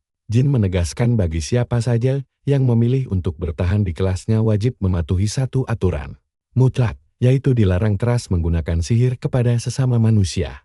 Dia menjelaskan kalau sejak awal diciptakan, sihir spiritual dirancang murni untuk melumpuhkan kekuatan jahat dari para monster terinfeksi. Efek penekan sihir ini tidak akan bekerja pada tubuh manusia biasa, yang artinya kekuatan besar tersebut tidak boleh disalahgunakan untuk melukai sesama manusia dalam kondisi apapun. Sihir ini diciptakan murni untuk membasmi monster liar. Namun, salah seorang murid bangsawan dengan lancang menyela dengan suara keras dan mengejek penjelasan Jin yang melarang penggunaan sihir spiritual terhadap sesama manusia. Dia menantang Jin dengan berkata kalau dia sangat ingin melihat kehebatan sihir dari manusia ras rendahan seperti gurunya itu. Mendengar ejekan konyol dari murid sombong tersebut, Jin hanya menatapnya dengan pandangan dingin penuh wibawa tanpa rasa gentar sedikit pun. Nah, Mari kita lihat bagaimana cara Jin memberi pelajaran berharga pada bocah manja ini di video racap berikutnya. Percayalah, aksi balas dendam ini dijamin bakal sangat memuaskan untuk ditonton bersama kawan-kawan. Kalian harus dengerin ini, si sombong itu bilang bela diri itu konyol dan nuduh gurunya takut muridnya jadi lebih kuat. Tapi Jin dengan santai langsung nantang balik, kalau berani sini maju. Yuk kita lihat kesombongan karakter utama kita ini. Dia menyuruh si bangsawan memakai serangan terkuat dan menjamin bajunya tidak akan kotor sedikit pun. Jika terluka, dia berjanji tidak akan pernah menginjakkan kaki di akademi lagi dan menantang taruhan itu. Si bangsawan langsung naik ke meja, memakinya sebagai makhluk rendahan, lalu mulai menyiapkan serangan petir raksasa yang menggetarkan sisi ruangan. Dia menembakkannya ke Jin, memicu ledakan besar penuh asap dan bekas gosong di sekitarnya. Tapi sedetik kemudian, sebuah pisau terbang melesat tepat di samping kepala si bangsawan. Jin berkata kalau dia mau, dia bisa saja menghabisinya saat itu juga. Dia menegaskan bahwa menilai orang dari penampilan adalah kesalahan fatal. Linus kebingungan dan bertanya perisai apa itu, serta apakah itu benar-benar sebuah seni spiritual. Jin lalu balik bertanya, apakah dia merasa rendah hanya karena rasnya sendiri, lalu menegaskan bahwa dia jauh lebih kuat, sambil mengingatkan untuk memanggilnya profesor di kelas itu. Memanfaatkan keheningan yang ada, Jin memberikan pertanyaan kepada seluruh murid, menanyakan apakah mereka paham syarat mengaktifkan seni spiritual dan menyuruh murid yang menyerangnya tadi menjawab.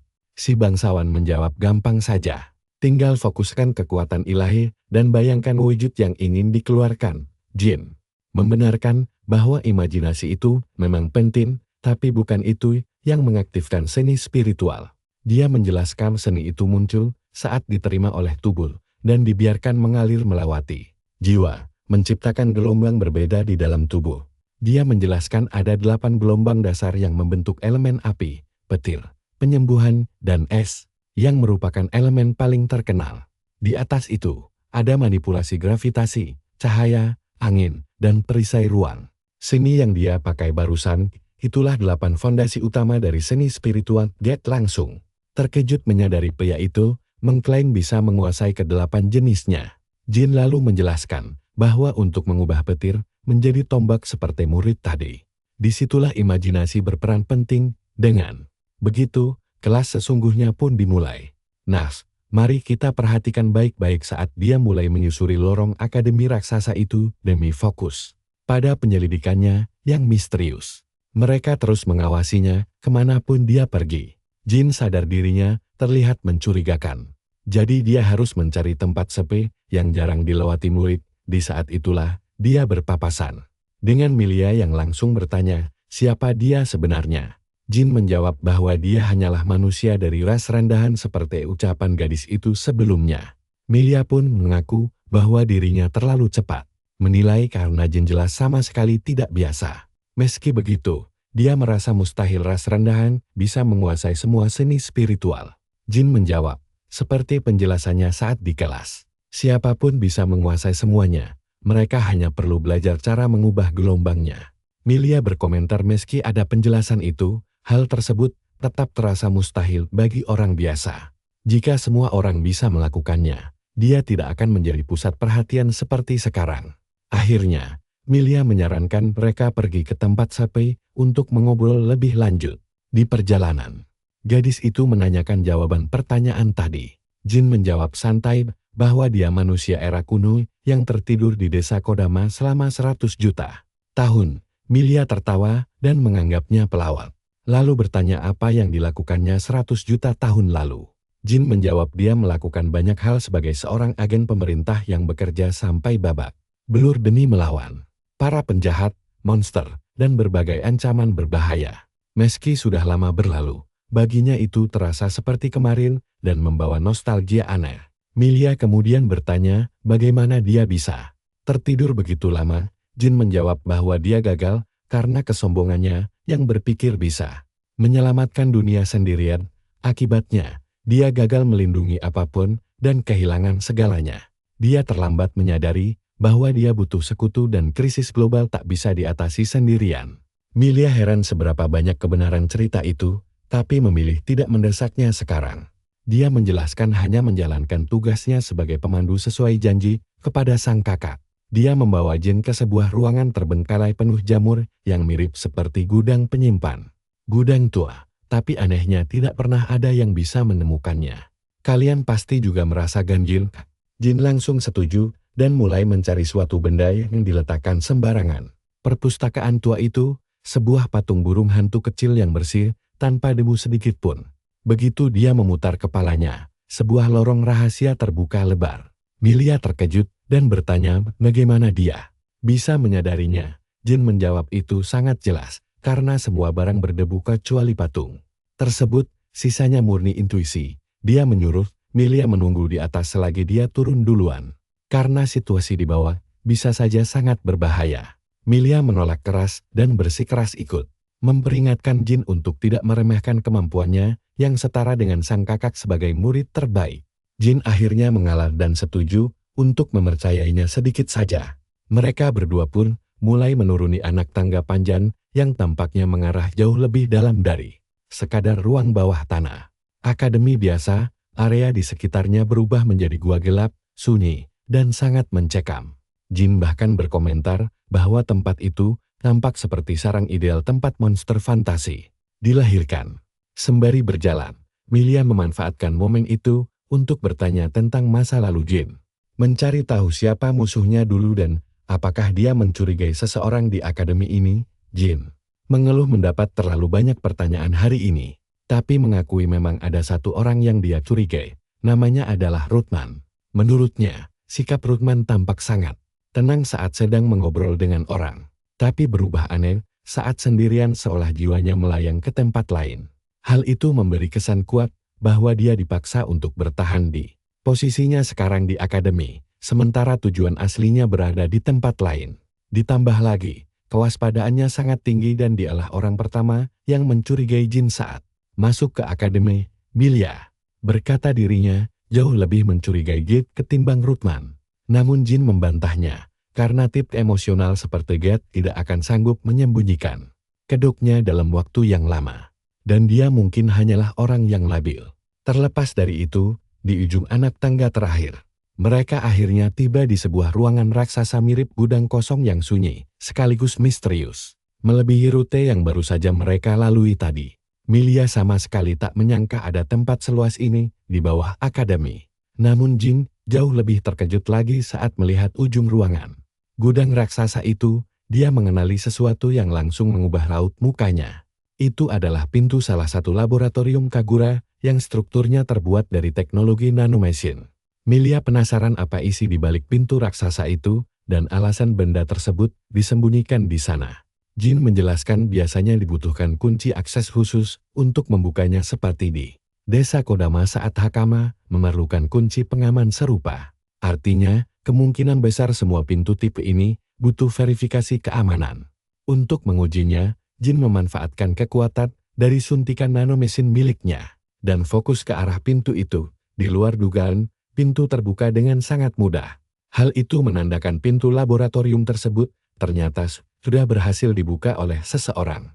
Jin langsung menyimpulkan bahwa pelaku kekacauan negeri ini memiliki akses kunci lab tersebut.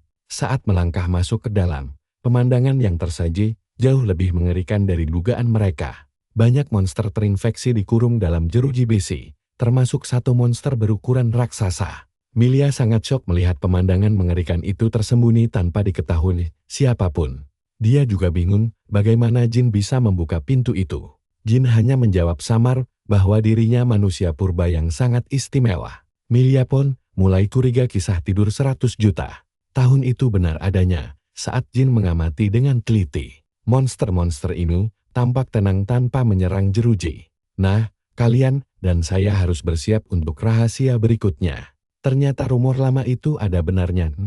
Coba perhatikan keanehan monster-monster ini. Mereka nggak ngamuk atau nyerang kandang sama sekali bikin kita curiga. Sebenarnya ada konspirasi apa sih? Mari kita mulai konspirasi gila ini. Mengapa monster-monster ini tenang saat di penjara? Sangat aneh.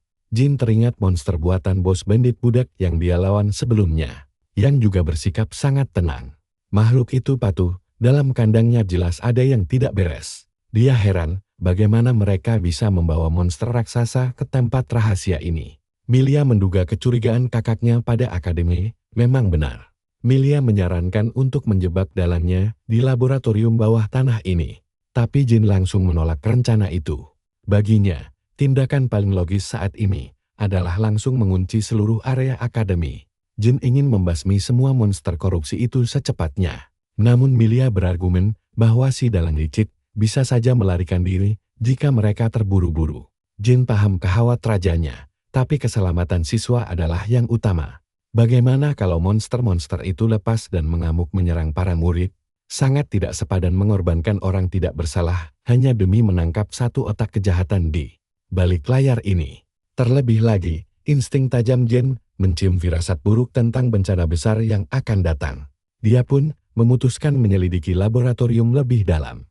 Lalu menyuruh Milia segera naik untuk memperingatkan Agus. Sementara Milia pergi, Jin mulai menelusuri koridor laboratorium demi mencari petunjuk penting. Di saat yang sama, di lantai atas akademi, Glad si sombong sedang ditertawakan habis-habisan oleh murid lain. Mereka mengejeknya karena kalah telak dari profesor yang dianggap ras rendahan itu.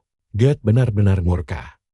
Dia merasa reputasi hebatnya hancur lebur seketika hanya gara-gara guru sialan tersebut. Glad menuduh Jin curang karena bisa memakai 8 seni spiritual berbeda. Dia bertekad membongkar rahasia itu. Hingga sang direktur tiba-tiba datang dan menyuruhnya menghentikan tingkah konyolnya tersebut. Sang direktur bertanya, apakah dia melihat Tuan Ruthman di sekitar sini karena ada urusan penting. Dia menjawab tidak melihatnya sejak upacara penerimaan murid baru berlangsung di aula utama kemarin. Direktur ingin berkonsultasi mengenai masalah krusial para murid baru. Namun saat itulah, dia melihat fenomena ganjil di langit. Awan hitam yang sangat pekat mulai menggumpal di atas wilayah akademi. Nah, disinilah semuanya mulai menegangkan. Saat awan hitam pekat berisi korupsi menyelimuti langit akademi, Milia berlari ke atas tangga dan malah bertemu dengan si pengkhianat, Tuan Ruthman. Sementara itu, Jin sibuk meneliti inti monster misterius yang berdenyut layaknya jantung hidup di laboratorium. Dia meragukan ini ciptaan Kagura. Namun pencariannya justru menuntunnya menemukan sebuah peti rahasia lain. Di dalamnya tersimpan kubus pesan perekam dan satu suntikan mesin nano. Jin sangat berharap benda peninggalan ini bisa memberikan jawaban atas semua kekacauan aneh yang sedang dia hadapi sekarang. Dalam rekaman suara itu, Kagura menyapa hangat dan menduga Jin pasti berhasil sampai ke sana. Tempat itu memang laboratorium terdekat dari fasilitas pertama tempat Jin terbangun dari tidur. Panjangnya dulu. Di lab inilah Kagura merancang alat super canggih berteknologi tinggi. Sebagian fungsi dari perangkat baru tersebut sengaja disegel bersama cairan mesin nano di dalam suntikan misterius yang ditemukannya tadi. Kagura merasa genius karena hanya Jin yang bisa memakai alat pemindah instan tersebut. Setelah disuntik mesin nano, mendengar penemuan alat teleportasi itu membuat Jin tercengang dan mulai menyadari sesuatu. Otaknya langsung menghubungkan semua kejanggalan. Mungkinkah monster raksasa dan inti hidup tadi bisa dipindahkan ke sini menggunakan alat ini? Padahal teknologi teleportasi ruang angkasa sangat mustahil ada zaman dulu. Teknologi pembuka portal instan ini tak pernah dirilis 100 juta tahun lalu.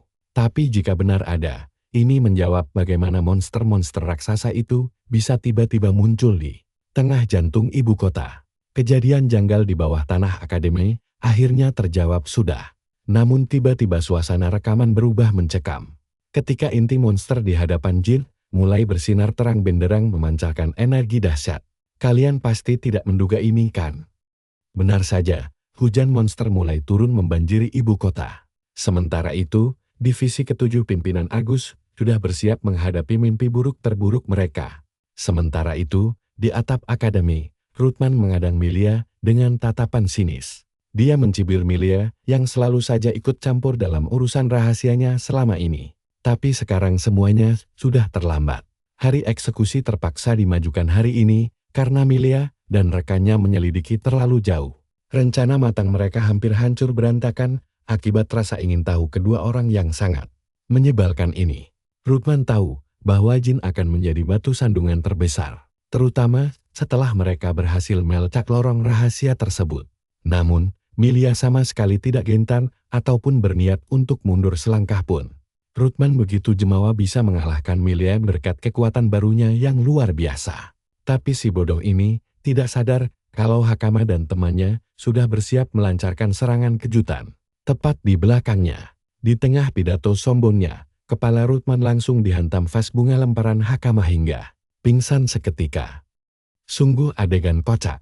Milia pun bingung dan langsung menanyakan alasan kedatangan tiba-tiba mereka di sana. Hakama buru-buru menjelaskan bahwa dia mencari jin karena ada bencana mengerikan di luar sana. Untungnya, temannya yang bernama Kudo memberitahu bahwa sang profesor masuk ke area terlarang ini. Kudo memperkenalkan diri sebagai murid baru dan sempat khawatir dengan kondisi kepala guru yang baru saja mereka hantam, meskipun sadar tindakannya keterlaluan. Hakama merasa itu sangat terpaksa demi situasi darurat. Karena tidak ada saksi mata, Hakama dengan santai berniat melimpahkan kesalahan pemukulan itu pada gadis kaya Lai. Jika ketahuan nanti, tak lama kemudian, Jin berlari kencang menaiki tangga menuju ke arah mereka. Hakama langsung memperingatkan Jin tentang situasi darurat di luar. Tapi Jin memotongnya, karena dia sudah tahu.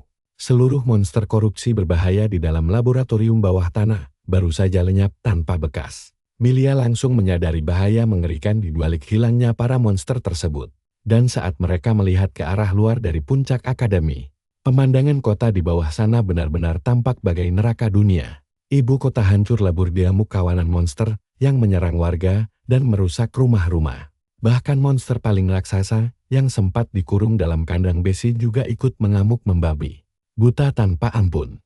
Jin sangat menyesal dan marah pada dirinya sendiri karena salah perhitungan hingga memicu tragedi mengerikan ini. Di tengah rasa frustrasinya, Hakama berteriak memperingatkannya agar fokus memperhatikan pergerakan si monster raksasa. Monster raksasa itu terlihat sedang mengumpulkan gumpalan energi yang sangat besar. Dia mengarahkan tembakan mematikan tersebut tepat ke arah istana kerajaan untuk meratakannya dengan tanah dalam sekali serang. Di momen kritis ini, Jin teringat penjelasan Kagura tentang rahasia suntikan mesin nano. Cairan itu memungkinkannya mengaktifkan fitur teleportasi versi ringkas yang luar biasa meski hanya sekali dalam sehari. Walaupun alat itu hanya dirancang untuk perpindahan jarak pendek, Jin terpaksa memaksakan dayanya melampaui batas maksimal demi menyelamatkan istana dari kehancuran total yang sudah di depan mata. Tanpa ragu, Jin langsung berpindah tepat di depan jalur tembakan laser monster raksasa itu. Dia mengaktifkan perisai mesin nano terkuatnya untuk menahan seluruh hantaman energi yang sangat dahsyat. Di sisi lain, keputusasaan menyelimuti anggota serikat. Harden Gonslett, si ketua serikat, menyatakan pasrah karena mereka sudah mengerahkan semua petarung yang tersisa demi mengevakuasi warga sipil ke tempat aman. Harapan terakhir kini ada pada Ksatria Suci. Namun sialnya setengah dari pasukan elit tersebut sedang menjalankan misi resmi di luar kota. Serangan mendadak ini memang sengaja direncanakan saat pertahanan melemah. Jika saja Kapten Agung ada di tempat, ceritanya pasti akan sangat berbeda. Harden hanya bisa menunduk pasrah meratapi kehancuran istana. Sampai seorang prajurit berteriak menyuruhnya melihat ke langit lagi. Saat mendongak, matanya terbelalak melihat Jin menahan serangan musuh menggunakan tameng pelindungnya. Gadis di sebelahnya langsung mengenali Jin sebagai sosok pahlawan misterius yang pernah dia temui di desa Kodama. Setelah berhasil menahan serangan mematikan tadi, Jin langsung membalas dengan tembakan laser energi raksasa. Namun tembakan itu hanya melukai bahu si monster, yang dengan cepat mulai memulihkan dirinya kembali. Jin sadar butuh daya jauh lebih besar untuk menghabisi monster itu dalam sekali tebas. Sayangnya, proses teleportasi tadi menyerap energi mesin nanonya jauh lebih boros dari perkiraan awalnya. Akhirnya dia menciptakan pedang dari mesin nano dan memutuskan untuk bertarung jarak dekat. Tebasan angin tajamnya sukses memotong lengan lain si monster saat dia melesat maju memangkas jarak pertarungan. Dia memotong lengan monster itu sebagai pengalih perhatian sambil terus merangsek maju. Nah, bagaimana kelanjutannya? Mari kita tunggu aksi gila Jin berikutnya di episode mendatang. Yo guys, kalian dan gue bakal ngeliat cara bertarung paling gokil dari Jin yang memanfaatkan mesin nano. Dia menghilangkan bobot tubuhnya pakai gravitasi, lalu menaikkan tekanan udara sekitarnya pakai angin. Sementara itu, para anggota gilda kewalahan menahan monster kecil. Tapi murid akademi yang paling bikin rusuh pun ikut datang membantu. Dalam situasi kacau begini, semua orang terpaksa harus ikut bertarung. Di tengah kepungan monster, mereka melihat Jin menerobos medan tempur, membabat habis semua monster di jalannya sambil melaju lurus ke musuh utama. Beberapa murid sampai bingung, apakah dia orang yang sama. Jin tahu dia harus mendekat agar serangannya berdampak fatal. Tapi dia terpaksa menghindar saat si raksasa menyerang balik. Pokoknya, kemanapun Jin melangkah, monster-monster di sekitarnya langsung tumpas ditebas pedangnya. Gerakannya pun makin lama makin cepat tak terbendung. Dia terus memacu kecepatannya untuk memotong jarak. Sendirian mengalihkan perhatian monster raksasa yang bisa menghancurkan seluruh ibu kota itu. Dia meluncurkan banyak tebasan ke tubuh monster, tapi cuma luka luar karena kemampuan regenerasinya masih aktif. Hingga akhirnya, Jin memusatkan seluruh tenaganya untuk satu tusukan pemungkas mirip tombak. Sasarannya tepat ke arah kepala monster itu. Ledakan dahsyat pun tercipta dan akhirnya menumbangkan si monster. Ketua gilda terperangah melihat kekuatan absurd yang dimiliki pria misterius itu. 3 hari berlalu, ibu kota mulai dibangun kembali. Begitu terbangun di kamarnya, Jin merenung bahwa meski ini insiden besar, untungnya kerusakan yang terjadi tidak separah yang dia bayangkan.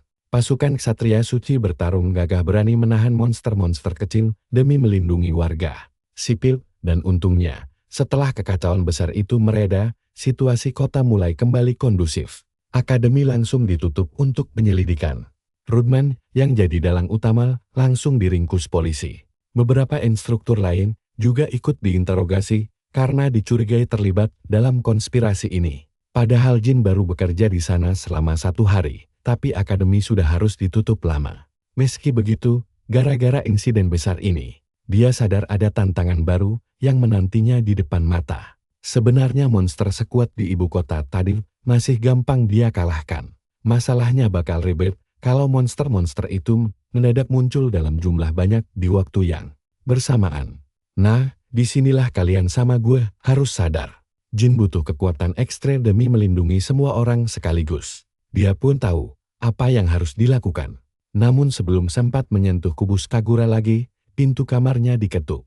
Ternyata itu Milia dengan gaun cantiknya yang datang khusus untuk menjemput Jin pergi keluar. Jin heran, karena akademi kan harusnya tutup. Tapi Milia menjelaskan kalau kakaknya yang mengundang Jin. Sang kakak ingin berterima kasih, sekaligus membicarakan beberapa hal penting. Saat ditanya kenapa harus dia yang datang menjemput, Milia menjawab karena untuk mengundang orang sepenting Jin, maka perwakilannya juga harus orang yang tak kalah penting. Dia datang sebagai utusan resmi keluarga Alton. Ketika Jin bertanya, apakah dia bakal berhenti mengejeknya sebagai ras rendah, Milia cuma menjawab akan memikirkannya dulu. Dia sadar orang tak boleh dinilai dari luar saja, kini Milia malah ingin berguru pada Jin. Perubahan sikap drastis ini tentu bikin Hakama merasa aneh. Milia beralasan dia mampir, karena asrama membosankan. Tapi cara masuknya yang kurang sopan diprotes Hakama, karena terkesan masih memandang rendah orang lain. Jin pun langsung menyindir, apakah dia benar-benar sudah tobat. Tak lama kemudian, di kediaman Sultan, 2 bersaudara yang bekerja di sana berkat Jin menyambutnya dengan hangat. Jin senang melihat mereka beradaptasi dengan baik dan menanyakan kabar mereka saat insiden kemarin. Mereka mengaku aman, karena orang-orang di kediaman ini sangatlah kuat. Kepala pelayan dan kepala pelayan wanita di sana sangat andal, membuat Jin lega. 2 bersaudara itu juga mengaku mendengar rumor tentang aksi hebat Jin kemarin. Ternyata biang keladi penyebar gosip itu adalah Milia. Menurutnya, pencapaian luar biasa gurunya memang harus dipamerkan ke semua orang agar mereka tahu kehebatannya. Dia bahkan menyuruh mereka untuk banyak belajar dari Jin. Salah satu dari mereka membisikkan bahwa belakangan ini Nona Milia jadi jauh lebih sopan kepada mereka. Jin berpikir perubahan sifat gadis ini secepat kilat mirip Charles. Setelah itu, dia menuju ruang tamu Argus. Begitu mengetuk pintu, Jin mendapati Argus sedang tidak sendirian. Ternyata ada Harden Gunslot, ketua gilda ibu kota. Argus meminta maaf karena mendadak memanggilnya. Tapi bagi Jin, tak masalah, karena dia sedang senggan. Bentar, kalian dengar itu kan? Di sini Harden memperkenalkan diri dan berterima kasih secara tulus. Karena Jin sudah menyelamatkan negara dari kehancuran total. Jin merendah dengan berkata dia cuma mengalahkan monster terbesar saja. Sedangkan sisa Krotunya sudah ditangani dengan baik oleh para ksatria suci, serta Gilda. Harden kagum melihat kepribadian Jin yang ramah dan rendah hati, tanpa ambisi aneh. Dia lalu mengabarkan bahwa pihak keluarga kerajaan ingin segera menemuinya secara langsung.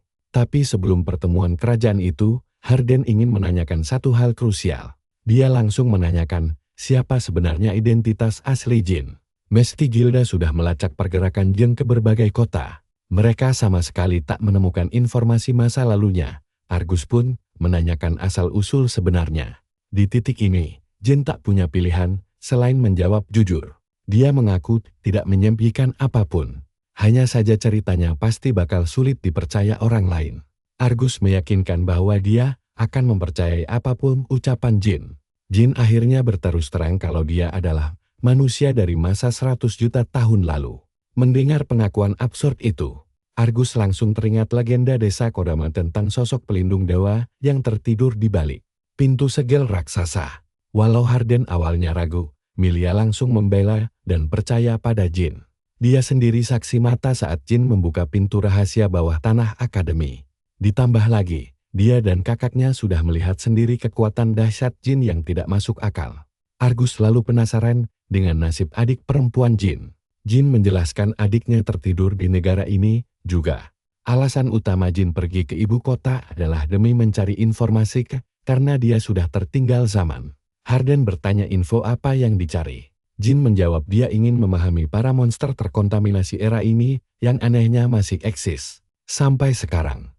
Padahal logika kuno mengatakan monster itu harusnya sudah punah total sejak dulu. Jin pun mulai menjelaskan tentang rahasia dahsyat kekuatan para roh purba. Dulu, energi roh tersebar luas ke seluruh dunia sebagai kelemahan mematikan monster tersebut. Saat itu memang dirancang khusus untuk membasmi mereka semua. Sekarang pertanyaannya, kenapa para monster itu masih hidup di zaman ini? Jin mengaku tak tahu dan itulah alasan kuat kenapa dia terus menyelidikinya.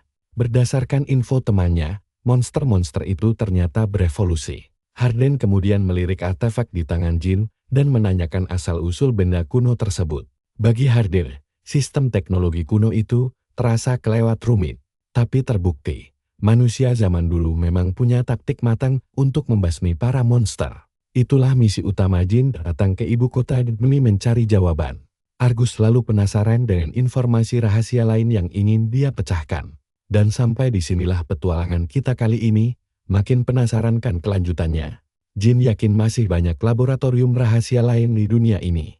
Kalian dan saya akan melihat bagaimana Jin mendedikasikan hidupnya demi menghapus semua makhluk terkutuk dari dunia, memang terdengar sangat mustahil. Tapi Argus langsung mempercayai tekad kuat pemuda itu tanpa ragu sedikit pun. Lagi pula tujuan mereka sama, yaitu membasmi para monster korup. Tapi, Argus tetap menasihati J agar tidak menceritakan hal gila ini ke sembarang orang kalau tidak mau dibilang kurang waras oleh warga sekitar. Harden juga setuju dan ikut mempercayai Jin sepenuhnya. Jelas saja, kalau Jin memang orang jahat dengan niat buruk, dia tidak mungkin bersusah payah melindungi istana kerajaan dari serangan musuh sebelumnya. Tiba-tiba saja, pelayan masuk untuk mengingatkan Argus tentang jadwal pertemuan penting berikutnya yang sudah sangat mepet. Argus pun langsung bersiap-siap. Beberapa saat kemudian, kita melihat penampilan Jin yang mendadak berubah drastis menjadi super rapi. Rambutnya ditata klimis dan dia mengenakan pakaian mewah khas bangsawan karena hari ini dia harus menghadap raja. Argus sempat bertanya, apakah Jin kurang nyaman? Padahal baju itu sangat pas dan membuatnya terlihat tampan. Nah, di sini plotnya makin seru. Kalian harus dengar penjelasan Harden kalau mereka sebenarnya bukan menemui raja, melainkan sang pangeran. Ternyata sang raja sedang sakit keras dan hanya bisa terbaring lemah di ranjangnya. Semua ini dilakukan demi menjaga wibawa istana di depan publik. Jin sendiri hanya bisa pasrah berdandan rapi sambil terus berdoa dalam hati agar dia tidak terseret ke dalam masalah rumit lainnya setelah hari ini selesai.